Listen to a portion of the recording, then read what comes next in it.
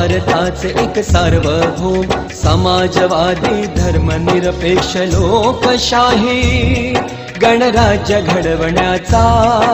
व त्याच्या सर्व नागरिकास सामाजिक आर्थिक व राजनैतिक